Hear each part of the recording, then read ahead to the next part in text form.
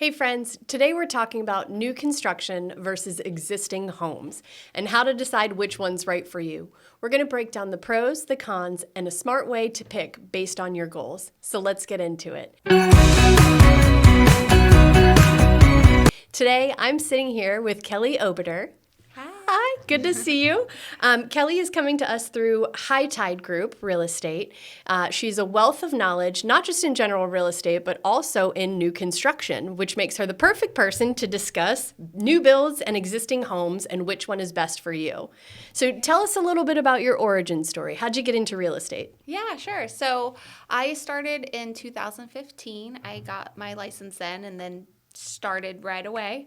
I started in actually like a property management and rentals over in Cocoa Beach. And then I did that for about a year until I stepped into the new construction world. And I was in new construction with a builder here locally for about 7 years. And then I left in 2022 to step back to the general real estate side. So I've, sat at both sides of the table. So it's an interesting perspective. So yeah, going on 11 years. Awesome. Yeah. Yeah, definitely sitting on both sides, you get the opportunity to really put yourself in the shoes of your buyer. So I think that's very beneficial for them. Yeah, for sure. So if I were a first-time home buyer in 2026, what would you say some of the biggest financial differences are between purchasing regular general real estate versus new construction? Yeah, it's a good question. There's, on two sides. So I feel like on the new construction side, there's some amazing incentives going on right now. Like, honestly, some of the best I've seen. Last year, I was just mind blown by some of the builder incentives going on. It was amazing, especially for a first-time home buyer, trying to get in somewhere. On the resale side also, though, we have, a surplus of inventory. Buyers have more choices right now. So I think really, for me, it comes down to the buyer and their timeline is huge. So do we need to move now or can we move in a year? Are we renting? Do we have a home to sell? Those factors all come into play. As far as homeowners insurance, that's a biggie. I feel like a lot for first-time home buyers that you do have a lot of benefits with a new construction. And just a new home is really nice too. But, there's also other parts to that too. You got to think about, like a fence or light fixtures. There's two sides to it. So really, talking with the buyer and seeing, okay, when do I want to be in the home? Some builders have homes ready now they can move into. Yeah. We were just talking about that too. Some have standing inventory, so you don't necessarily have to wait a year. Right. For a new construction home. They now. might have stuff that's ready right now. Yeah. Getting in with, lower deposit structures, stuff like that. Definitely helps for a first-time home buyer. Yeah. Are there any hidden costs that you think you might need to make people aware of when it comes to purchasing resale versus new construction? I think that sometimes with the inspections, right? So that's an out-of-pocket cost. On average, we'll say $500. With a new build, you don't necessarily need an inspection. If you want to get an inspection, absolutely, do your due diligence. In a resale, 100%, we need to get an inspection done. Those are factors. Hidden costs. Watch out with new builds, like as far as when you're going to build. So let's say we found the neighborhood, this is where you want to be. There's a process to it. So floor plan, number one, obviously you want to see which one's going to be the best fit. And then usually they're going to have a lot premium. So a lot premium could be, $5,000, $25,000, wooded view, water view. On the resale side, where I've had homes where I've worked with them when they built, and then I worked with them when they are selling, 5 years later, or whatever the case may be. Oftentimes, I think that lot premiums, you get your money back, I find. A lot of people are wanting that water view. So maybe you spent $20,000 on it, but you oftentimes are going to see that later on, or it's something to really be conscious of, I think, and think about on the long run. And sometimes it's not in your budget. Your upgrade costs are also going to be a factor when you're building.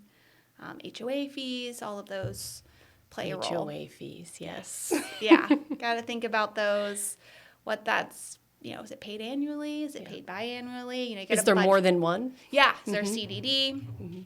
So, got to budget accordingly. And then on, the loan side, obviously, you got to make sure that all plays into their total purchase. So definitely. And on the flip side of that, what repairs or renovations would you consider to be a little bit more of surprises, or what's more common with resale homes in today's market?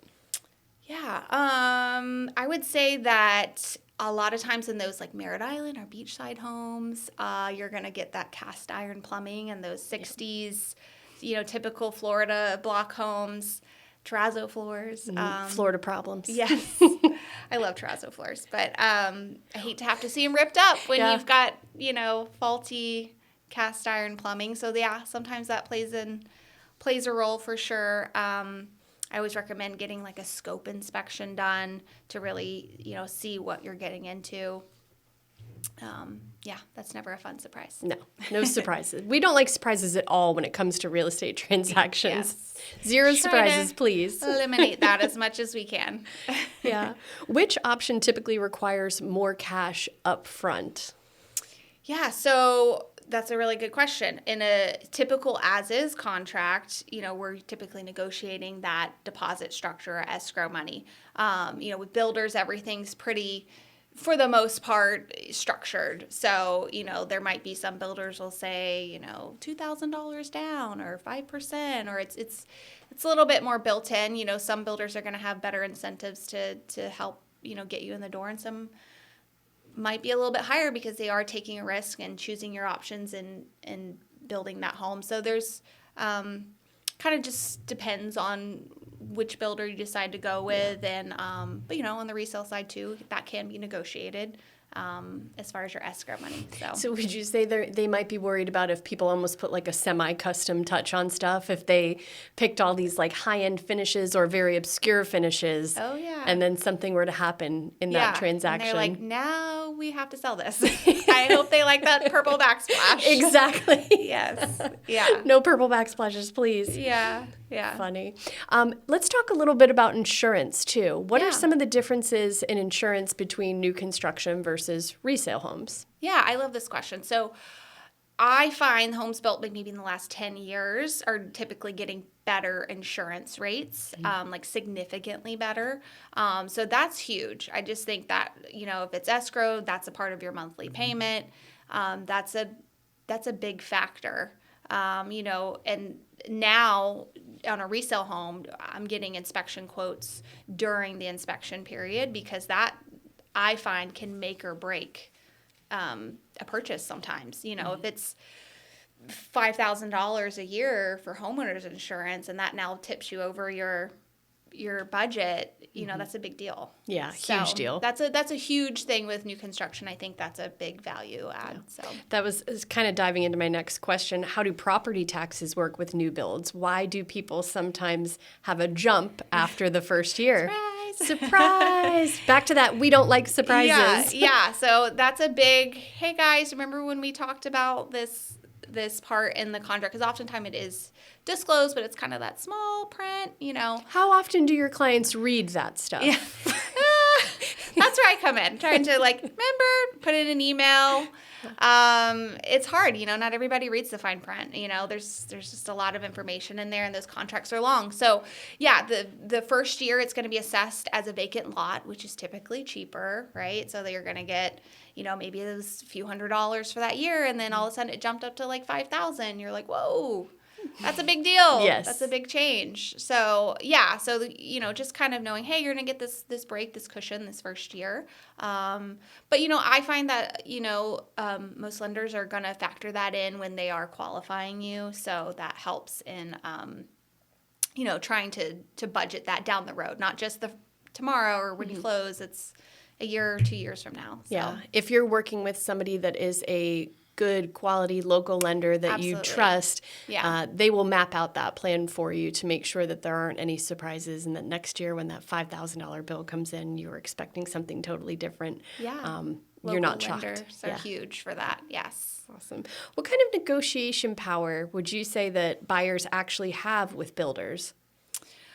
I feel like time of the year is huge with that too. I feel like, with a builder versus a resale home, you're dealing, it's more transactional, not dealing with so much emotions. Like, I raised my kids here, it's very much just it's a business and a transaction for them. So, sometimes if it's like end of the year and they have some inventory that maybe is, they're more motivated to sell at one point, that can be a negotiation to be had and better incentives and stuff like that. So I just feel like you're kind of taking that element out of it a little bit, most of the time. Yeah. Yeah. And this kind of has me thinking in a different direction too. Yeah. What would you say to people that are going directly to builders without real estate agent representation? Yeah, I think, it happens, but I do think that there's so much you don't know, and I think having someone to guide you along the way is huge. At the end of the day, builders representatives are representing the builder, whereas, having someone to represent you in that transaction can really, there's a lot of moving parts. It can be a long process, 8 to 9 months on average. If it's not a true custom build, those can go up to 2 years sometimes. So just, having someone who's in your corner that's going to really explain the process and go through those steps and be your advocate. Yeah. Yeah. Let's take a little turn, community turn. Okay. How important is location when choosing between new communities and established neighborhoods? I think location's huge. Yeah. I think that, a lot of times in these newer build communities, sometimes you'll get one that they kind of had some undeveloped land kind of in an already developed area, or like in Palm Bay, we see a lot of like those scattered lots, or Port St. John. But, oftentimes it's kind of in those up and coming, St. John's Heritage Parkway is a good example of that, where it's like a long-term development, thinking about down the road, and, how far is the Publix? How far is the Target? My kid's school, or, whatever. I think that location is a big deal. So if you're looking, at both aspects, you got to kind of think about your day-to-day a little bit. Definitely. Yeah. And in today's market, what type of buyer should absolutely consider new construction, and who should avoid it? Ooh, I would say, so for one, if you have a home to sell, I think that new construction can be a good fit to give you that time. Might not just sell right away. You might need a little bit of time to get it sold, and oftentimes builders are having that, time, where it's in permitting and all that, where they'll take that contingency on. Not all, but most. So I think that's something to really consider if you are looking for, that flexibility, and always have a backup plan, because it's not always going to go to perfect to plan. That home might be ready later or sooner, and got to have some flexibility to sway a little bit. So, Awesome. Yeah. Wonderful. Yeah. Well, my last question has nothing to do with real estate. Okay. Surprise. Okay. What is your favorite local go-to spot in Brevard County? Ooh. Well, dealer's choice. I know you've got little ones too, which kind of limits restaurants. I don't get out as much as I used to. You know what? I love Fat Snook over at the beach. So good. Yes. Yeah. That's a good spot for sure. I haven't been in a while now. I'm definitely going to want to go. But it's just always good. Yeah, it's a good, quaint atmosphere. The food's always good. Local seafood. So, yes. You can't beat it. I love that. Thank you so much for joining us today. Yeah. You were a wealth of knowledge. And for anybody watching, if you found some value in this podcast, please share it with somebody that might be able to benefit from it today. Thanks, and we'll see you next time.